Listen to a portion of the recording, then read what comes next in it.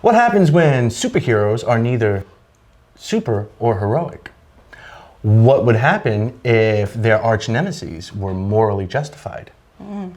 What would happen if fans of a cinematic universe were lied to and manipulated by the corporation that owns said cinematic universe? Ooh, I don't know. That's what we're covering this week on the Review Lounge. Our take on the new Amazon Prime original series, The Boys. And stick around because we are going to follow it up with one of Jen's drink recipes. That's right, we're going back to the drink recipes. We haven't done one in a while. We haven't done one in a while, yes, and everyone needs a good drink.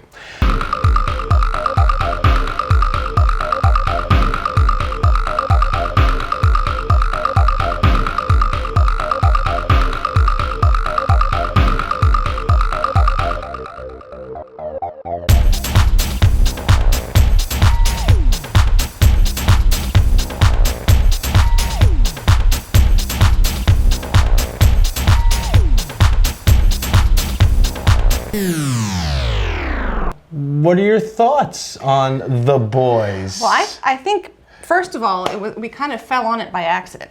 Yes. We Yes, were we did. flipping through channels trying to find something to watch on Amazon Prime. And it was one of those things, it's kind of like Stranger Things. It's one of those series that only has, a set 8 episodes for the first season. It only dropped on the 26th of July. It did. So It we were dropped watching last it week. like 2 days after it dropped. We watched one episode and we're like, what the fuck are we watching? Yeah, pretty much. It was because it's one of those shows where you have no idea what's going on, but what you're seeing is completely jacked that you have to keep watching. Jack doesn't even cover it. It doesn't even cover it. Let's for starters. Are we doing spoilers? Well, Are we doing spoilers? we don't have to go into spoilers, but we'll talk, Minor spoilers. We'll touch on the general Minor spoilers, because you ideas can't of talk the about show. it without giving stuff away. Certain things. Yes, we don't have to go into plot details. No. But basically, the gist of the show is it is the current year, 2019, Yep, and everybody, like with Marvel's MCU, everyone, Modern day New York City. everybody is on the hype train for superheroes and stuff. Well, in this world, there are superheroes. They mentioned there's approximately 200 of them, and they are all owned by this corporation known as the Vought Corporation. Correct. And their primary 7 are roughly analogous to the DC Justice League. characters of the Justice League. Yeah. You have They're called the 7. You have Homelander, who is the rough equivalent of Superman. You have the Deep, who is rough equivalent of Aquaman. You have Queen Maeve, who is roughly the equivalent of Wonder Woman. You have A-Train, who is roughly the equivalent of Flash. You have Black Noir, who I don't know who he's supposed to be no equivalent idea. to, but he reminded me of Snake Eyes from G.I. Joe. Yes, but I'm still to this day trying to figure out who he's supposed to. And then you have Translucent, who's roughly the Invisible Invisible Man. And they are joined by one of the protagonists of the show, the new up-and-comer known as Starlight. Correct. Her name is Annie January. So it follows them, but it kind of flips the whole comic book thing on its head because the superheroes Understatement. Yes, the superheroes aren't really superheroes. No, they're not. You tend to find out that they are just as flawed and fallible and, pardon my French, fucked up They are. as everybody else. Like, I mean, these guys got drug issues and they're egotistical and corrupt and they're prone to violence and they're all sex addicts. And they do some really Raunchy shit. raunchy shit. It's beyond shady. That's why I said once you start watching, you're just like this because you can't look away. Exactly. And then you have the quote unquote what would normally be the bad guys, Yes. which are the nemesis of the 7 and these superheroes. The Boys. And that is The Boys, hence the title of the show. And they are headed up by Carl Urban, plays Billy Butcher. Yes, he does. And Jack Quaid. Jack Quaid plays Huey. who's the sort of geeky sort of guy, main character who comes across with them and ends up joining them. And there's other characters. There's Frenchie, who is Billy Butcher's weapons underground sort of 1 foot in the underworld criminal element sort of guy.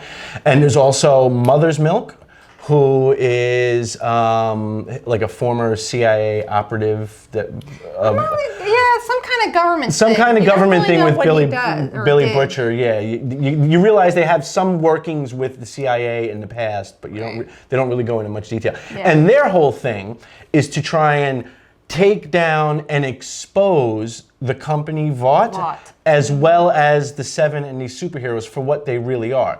And the catalyst for all of this, within 10 minutes of the show starting, Huey is walking with his girlfriend. They meet for lunch, and he's walking her back to the job, to her job, down the sidewalk. And in a bit of cinematic what the fuck, they cut to what I would refer to as the bullet time effect, that very slow-mo sort of effect. And Robin, Huey's girlfriend, just steps off the curb and explodes in a puddle of blood and bone and guts.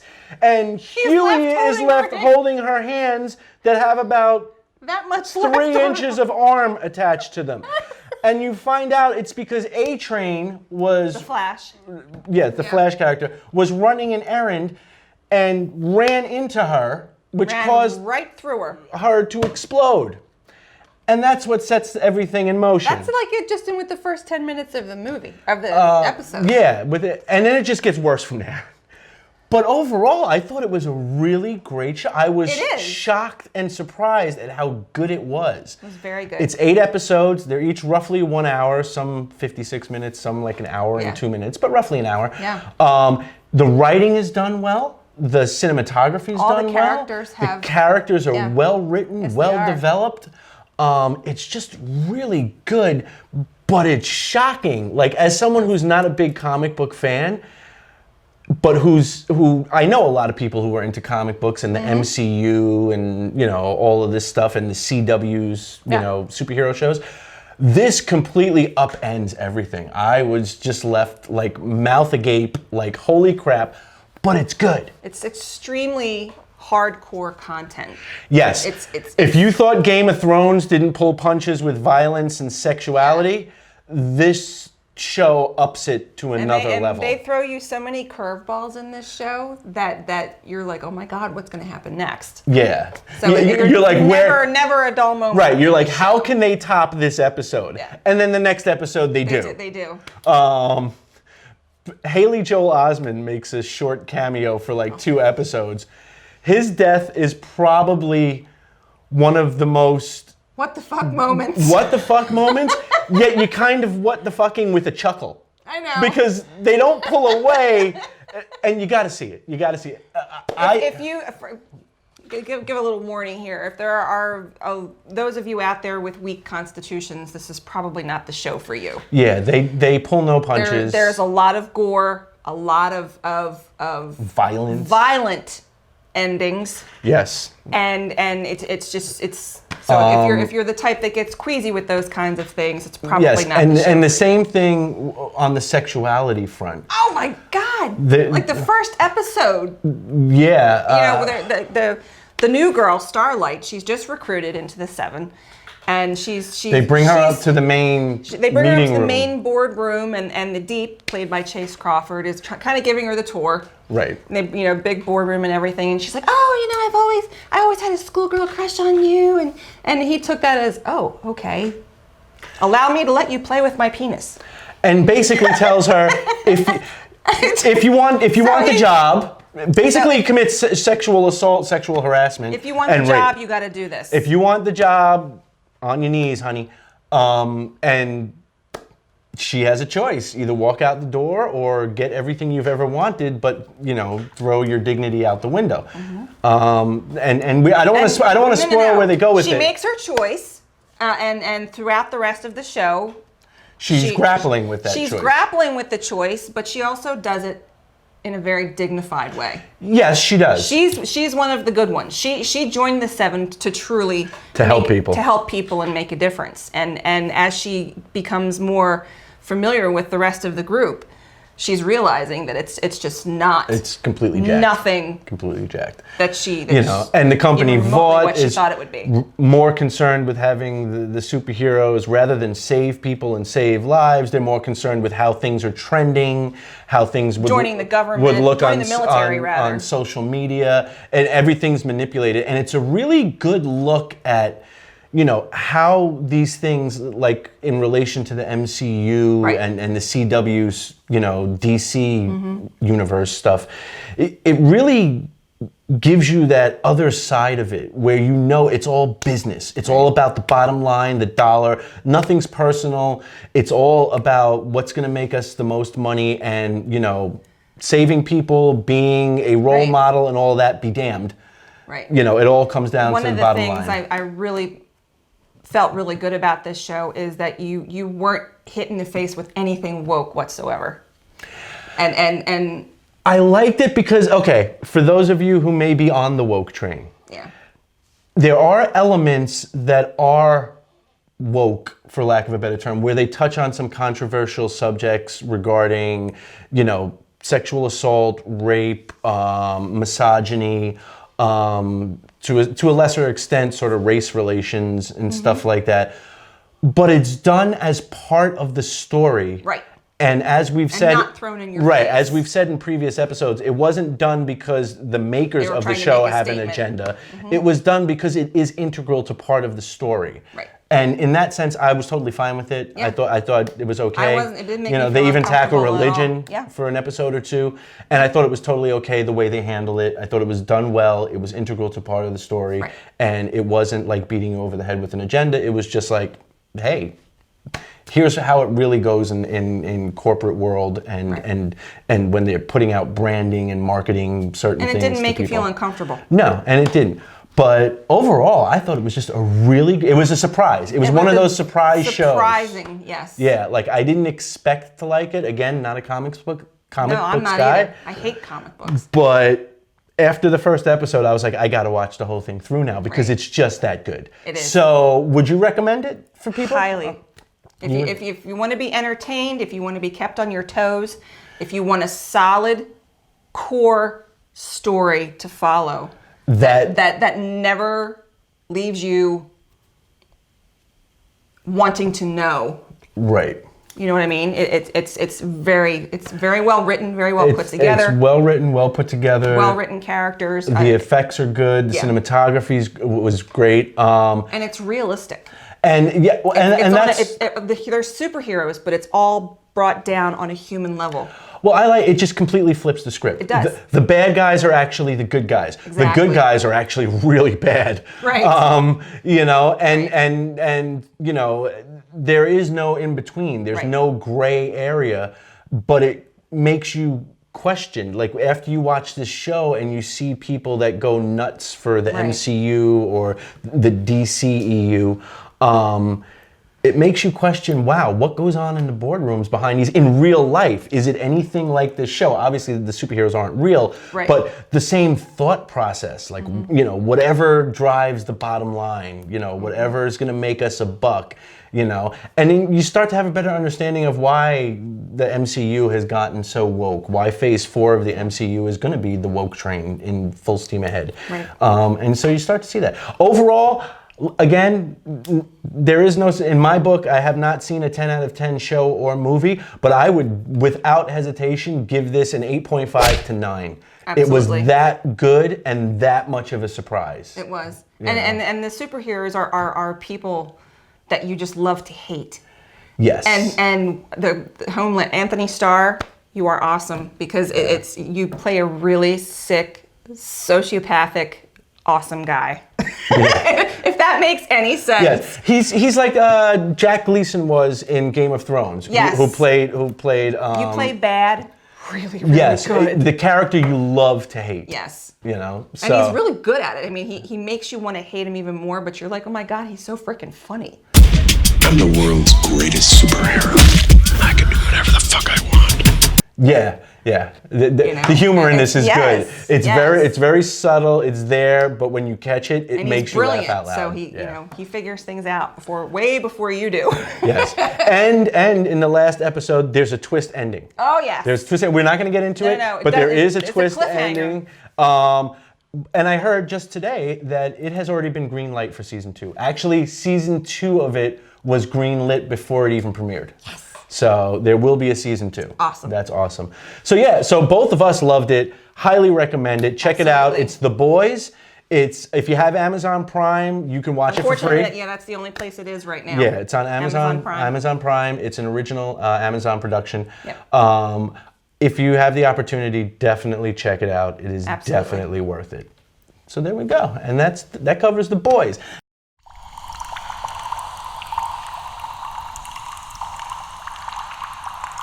Now let's cover part 2 of the show here. Okay. Really quick, and it's actually a very, very simple drink. My mother actually showed this to me years and years ago, and it only has 3 ingredients. 4 if you count the ice, but all right. Who's counting? So what do we got? Glass. Ice. Now comes the good stuff. All right. Please hold. She's grabbing the good stuff. I am. Di Serono. Oh. Amaretto. Di Serono on the rocks. Heck yeah! Come on now. Nice. Nice. Equal parts of both. This is like a quarter cup. So quarter cup Di Serono over the ice.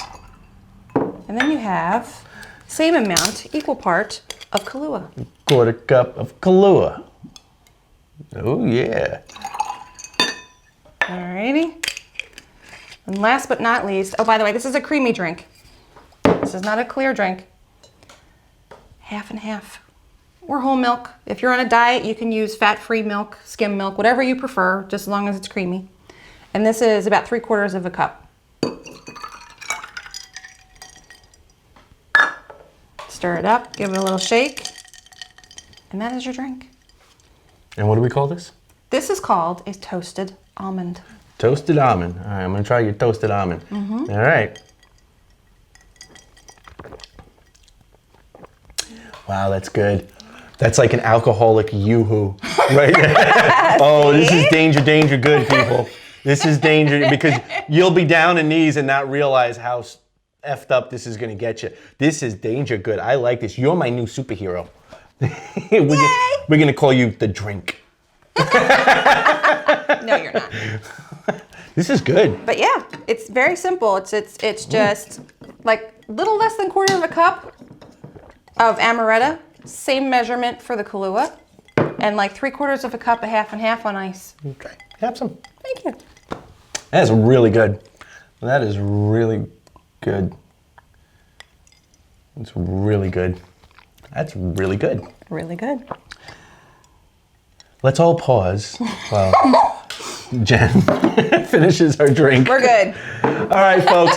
So that's going to do it for this episode. Well, we're going to have another one coming up next week. Yes. But yeah, so check out The Boys again on Amazon Prime. It's an Amazon Prime original. Right. Really good. Highly recommended. And I recommend, what do we call this again? Toasted almond. A toasted almond. Set yourself up with a couple of toasted almonds and binge watch it. I think that's a good combination. It's a very good combination. Yes, because I didn't think about that till just now. by the 3rd one of these and the 3rd episode, you're gonna be like in shock and laughing hysterically and peeing your pants at the same time. They're really tasty. These are really tasty and that's a really good show and, you know, highly recommend both.